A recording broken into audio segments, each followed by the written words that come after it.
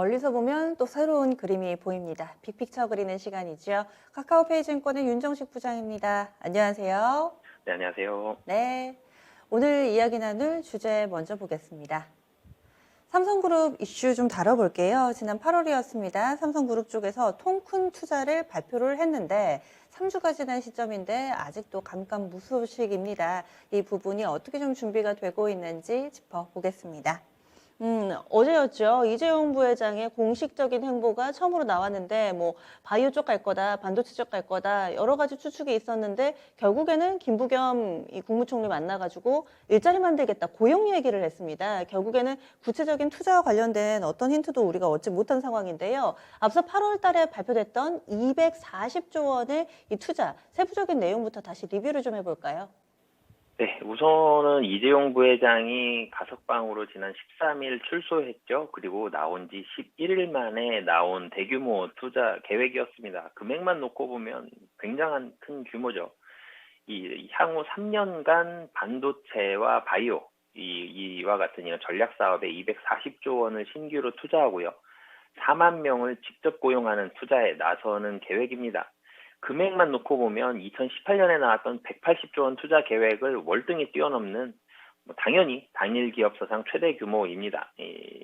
이재용 부회장과 그리고 사회적 기대 이런 부분들에 대해서 모두 부합하기 위해선 사실 금액만 놓고 봤을 때는 보통 대기업들이 보여주기 식으로는 얼마 몇 명을 채용을 하겠다. 근데 언제까지란 얘기를 사실 많이 좀 빼먹죠. 그리고 얼마를 투자하겠다. 어디에 언제까지 투자하겠다. 이런 내용들이 사실 좀 빠지는 부분들이 많은데 그래서 이 2023년까지 3년간이라는 얘기가 들어와 있고요. 그리고 금액도 240조 원, 고용 4만 명 얘기가 있었고 180조 원은 또 국내에 투자하겠다라고 밝혔습니다. 240조 원 중에 180조 원은 국내 투자.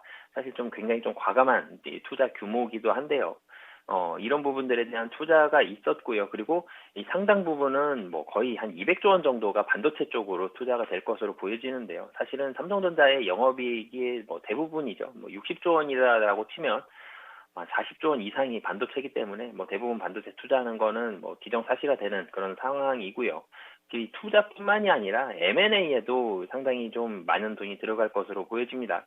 AI라든지 5G라든지 전장이라든지 특히 전장 부분 쪽은 계속적으로 관심이 좀 있었던 부분이고 그리고 M&A는 사실은 오너십이 굉장히 좀 많이 필요합니다. 단순히 그냥 몇 천억 정도의 M&A다 그러면은 금액이 상관이 없는데 지금 삼성전자 사장급에서는 한 3천억에서 5천억 정도는 투자하기가 수월할 텐데 그 이상으로 가게 되면 큰 규모의 투자 하만카돈과 같은 그런 대규모의 이 M&A에는 당연히 오너의 결정이 들어가야 되는데 오너가 이제 나왔기 때문에 그런 부분들도 있고요. 단순히 설비 투자, 캐펙스 투자만으로는 240조 원, 국내 180조 원 하기에는 너무 큰 규모입니다. 그리고 여기에다가 삼성이 신성장 동력을 확보를 해야 되는 상황이기도 한데 여기 M&A 당연히 필요하기 때문에 한 50조 원 정도는 M&A 들어갈 가능성이 좀 높아 보이는 상황이다라고 보시면 되겠습니다.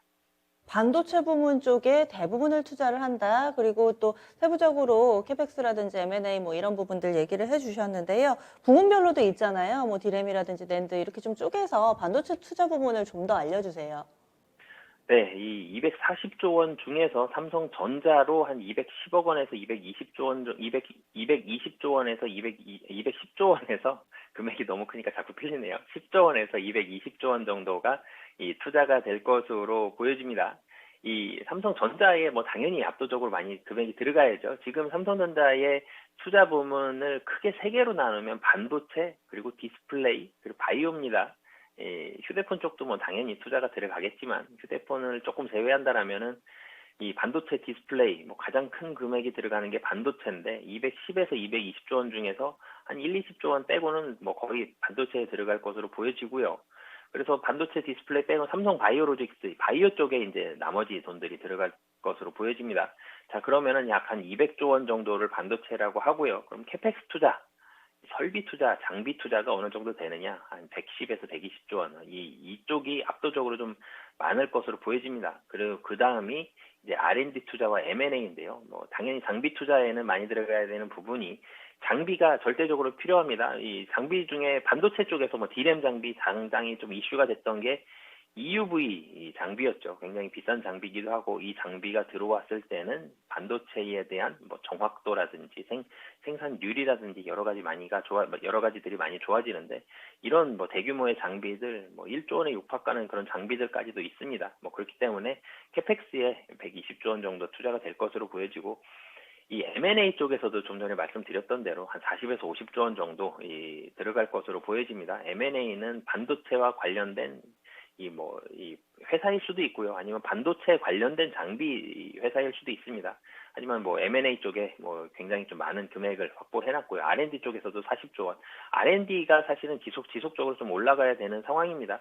D램 같은 경우가 좀 전에 말씀드렸던 뭐 EUV 장비를 적용해서 레이어 수를 더욱 확대하면서 지금 반도체, 뭐 D램도 그렇고요, 낸드도 그렇고, 뭐 가장 기술력 좋은 삼성전자지만 언제 중국이 따라올지, 다른 나라가 따라올지 알 수 없는 뭐 굉장히 사실은 이 종이 몇 장 차이의 그런 격차이기 때문에 이런 격차를 벌려야 됩니다. 뭐 D램 쪽에서는 EUV 장비를 통해서 경쟁 업체와의 이런 기술 격차를 확대할 것으로 보여지고요.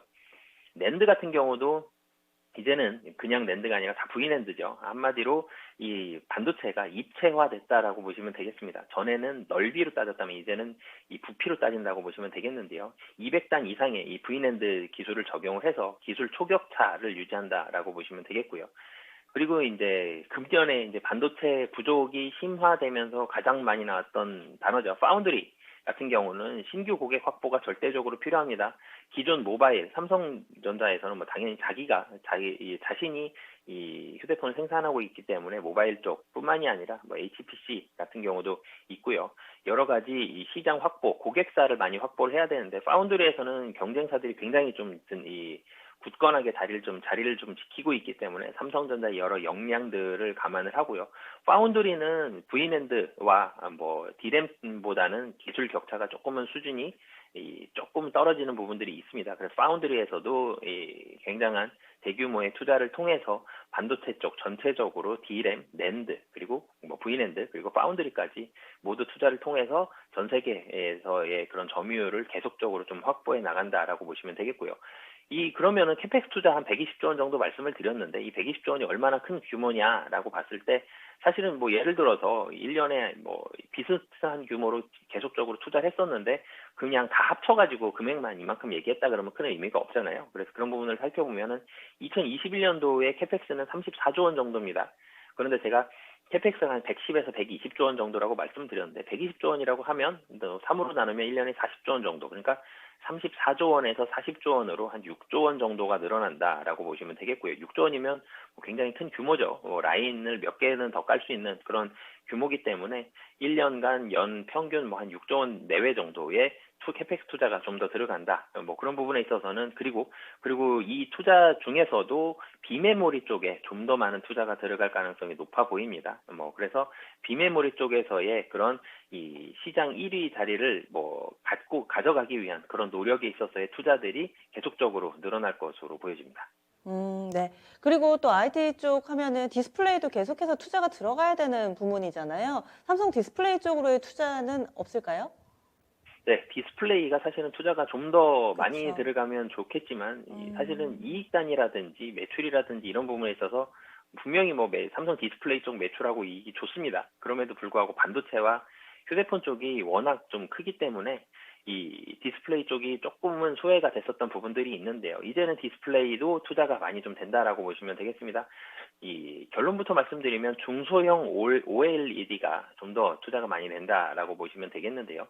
2022년도부터 중소형과 그리고 대형 디스플레이 투자를 함께 추진할 것으로 전망이 됩니다. 대형 같은 경우는 TV가 많이 좀 커졌죠. 그런데 이 TV 쪽뿐만이 아니라 중소형 쪽, 지금은 휴대폰도 상당히 좀 커졌고요. 태블릿도 커졌고요. 노트북도 사실은 노트북과 태블릿의 경계를 오가는 이런 부분들이 있기 때문에 중소형 OLED에 대한 이 투자가 많이 진행이 될 것으로 보여집니다. 이 기존 6세대 라인들이 이 A3와 A4 라인에서 지속적으로 진행이 됐었는데 OLED는 또 그런 부분들도 있었죠. 삼성 같은 경우는 OLED가 우선이었지만 전 세계에서 이 코로나 사태로 나오면서 LCD 쪽의 매출이랑 이익이 잘 나왔죠. 이런 부분들이 이 OLED에 대한 이 사실 발전 속도를 조금은 지연시키는 그런 부분들이 있었는데 그런 부분들도 이제는 끝나가는 부분들이 있고 그리고 중소형 OLED도 필요하기 때문에 2022년도 한 2분기 정도부터는 8세대 중소형 OLED 양산 라인에 대한 투자가 추진이 될 것으로 보여집니다. 빠르면 2022년 1분기가 될 수도 있고요. 늦어도 2분기 정도부터는 8세대 라인 투자가 될 것으로 보여지고 이렇게 된다라면은 사실은 이 부품주들 수혜를 받을 때 가장 좀 많이 보는 게 삼성전자가 어느 쪽으로 투자를 하느냐. 이 삼성전자와 SK 하이닉스가 반도체 라인을 증설한다. 그러면 당연히 반도체 장비주들 굉장히 좀 많이 움직이고요. 전일 같은 경우 뭐 하나마이크론이 하이닉스로부터 투자가 좀 지연된다 이런 얘기 나오니까 굉장히 좀 많이 하락하는 경우들이 있는데 디스플레이도 마찬가지입니다. 중소형 OLED 투자는 사실은 확정이 되어 있었는데 이 투자가 좀 지연됐습니다. 금년 한 2분기, 3분기 정도 예상이 됐던 게 이 LCD 쪽에 있어서의 양산이 끝나는 게 좀 줄어들었기 때문에 그래서 이제는 OLED 쪽으로에 대한 투자 내년을 좀 기대해 보면 좋겠고요. 뭐 그렇기 때문에 OLED 쪽 계속 보셨으면 좋겠고 그리고 퀀텀 닷 디스플레이도 투자가 수율 개선 여부가 좀 달려 있지만 수율이 조금만 더 올라간다라면은 퀀텀 닷 디스플레이도 투자가 될 가능성이 높다라고 보시면 되겠습니다. 네, 마지막으로 바이오 사업 부문 간략하게만 좀 알려주세요. 네, 바이오는 뭐 미래를 가장 많이 기대하는 그런 사업부입니다. 삼성 바이오로직스는 전 세계 지금 캐파 CMO에 있어서의 캐파는 전 세계 1위입니다. 뭐 그렇기 때문에 삼성 바이오로직스 계속적으로 생산은 늘어날 것으로 보여지고요. 지금 모더나 관련된 뭐 생산도 나올 가능성 뭐 조만간 나올 예정이고요. 생산 트랙 레코드가 늘어난다라면은 수준 계속 늘어날 것이고요. 삼성그룹에 있어서의 투자뿐만이 아니라 회사채도 얼마 전에 3천억 발행을 했기 때문에 이쪽으로 있어서의 이 점유율 계속적으로 좀 올라갈 가능성이 높다라고 보시면 되겠습니다. 네, 그러면 오늘의 큰 그림 그려볼까요?